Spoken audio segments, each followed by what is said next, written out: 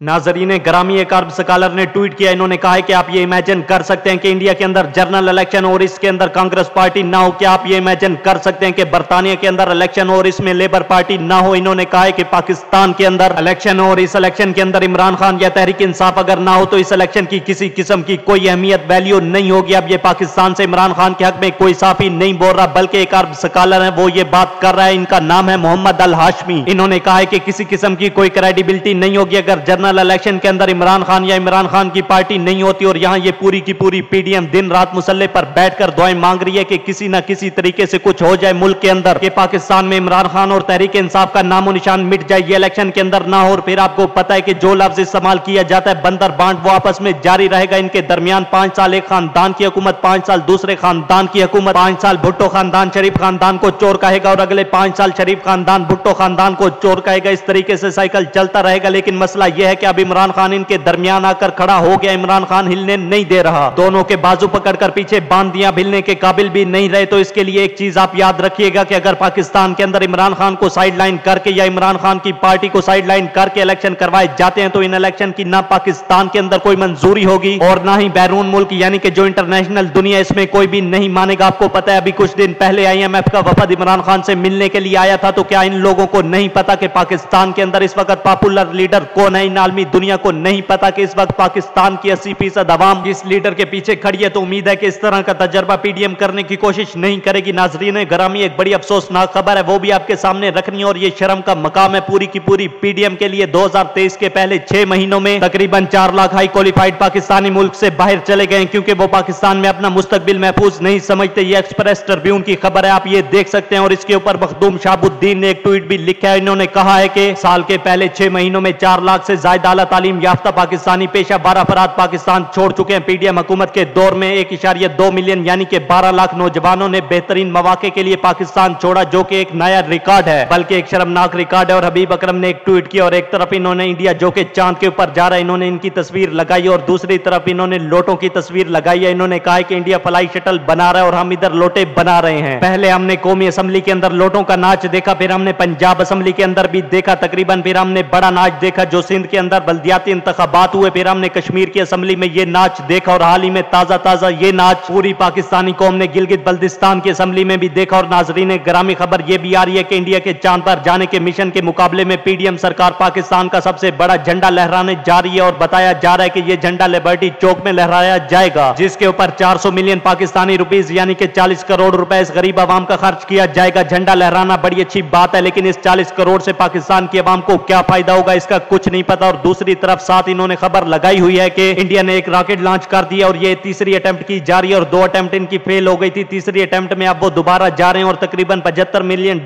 इन्होंने इसके ऊपर खर्च किए हैं। अगर वो इसमें कामयाब हो जाते हैं तो वो दुनिया का चौथा मुल्क होंगे जो कि सेफ लैंडिंग चांद के ऊपर करेंगे। अब हमें भी सोचना होगा कि हमें भी थोड़ी टेक्नोलॉजी के अंदर तरक्की करनी चाहिए। हमारे हुक्मरानों ने एयर रॉकेट की बजाय जब भी कुछ अगर बनाया तो वो सिर्फ और सिर्फ पाकिस्तानी कौम को बेवकूफ बनाया। मरियम औरंगजेब साहिबा ने एक बयान दिया, कहती हैं कि सहाफियों ने पीटीआई के 4 सालों में सेंसरशिप देखी है, जिस पर इरशाद भट्टी ने कहा कि जबकि हमारे दौर में तो सेंसरशिप का नामो निशानी नहीं है, यानी कि पीडीएम के दौर में तो सेंसरशिप का नामो निशानी नहीं है। किसी सहाफी पर कोई पर्चा नहीं हुआ, पैमरा ने पाबंदियां नहीं लगाई, ना कोई चैनल बंद हुआ, ना कोई सहाफी मुल्क से भागा। फिर आगे लिखा कि अरशद शरीफ की नियत सैर करने गया था, आदम चौधरी ने तो अपनी मर्जी से पीटीबी छोड़ा। हमारा दौर तो सहाफियों के लिए किसी जन्नत से कम नहीं है। ये इन्होंने तंजन तीर मारा। ये आजम चौधरी वाली बात तो अभी ताजा बात है 2-4 दिन पहले की, जब इन्होंने वजीर आजम से सवाल पूछा कि ये पाकिस्तान में सहाफती पाबंदियां कब खत्म होंगी, तो इन्होंने बाद में अपने इंटरव्यू में बताया कि जब मैंने ये सवाल पूछा तो मेरे सवाल पूछने के ठीक 24 सेकंड बाद ये फैसला कर लिया गया था कि मुझे मेरी नौकरी से ये लोग निकाल देंगे। नाजरीन ग्रामी पीडीएम टोले ने मुल्क में जबर और जुल्म की तमाम हदें पार कर ली हैं, लेकिन फिर भी वो जो हासिल करना चाहते हैं हासिल नहीं कर पा रहे। एक शख्स है जो इनके सामने डट कर खड़ा हो गया और पाकिस्तानी अवाम इस वक्त मानने का नाम नहीं ले रही। इसीलिए ट्विटर पर अब ये ट्रेंड चल पड़ा है कि अवाम नहीं मान रही और पाकिस्तान की 80% अवाम सिर्फ और सिर्फ जनरल इलेक्शन का इंतजार कर रही है और इलेक्शन वाले दिन वो इन तमाम मजालिम का जवाब वोट के जरिए जरूर देगी। पीडीएम टोला इस वक्त बहुत ज्यादा परेशान है, इसलिए कि अगर वो इमरान खान को गिरफ्तार भी करते हैं तो इमरान खान ज्यादा लीड ले जाएगा, अगर वो इमरान खान को बाहर रखते हैं तो इमरान खान कैंपेन करेगा। इसलिए अब पीडीएम टोले को समझ नहीं आ रही कि वो इस वक्त इमरान खान का मुकाबला कैसे करें और इमरान खान की वो तमाम बातें सच साबित होने लगी हैं कि किसी भी शख्स या लीडर पर कांटा सिर्फ इस मुल्क की अवाम लगा सकती है। अब देखना यह होगा कि अवाम ये कांटा किस पर लगाती है। हमारी अल्लाह ताला से दुआ है कि अल्लाह ताला मुल्क मुल्क पाकिस्तान पर अपना खास रहमो करम फरमाए। आमीन सुम आमीन।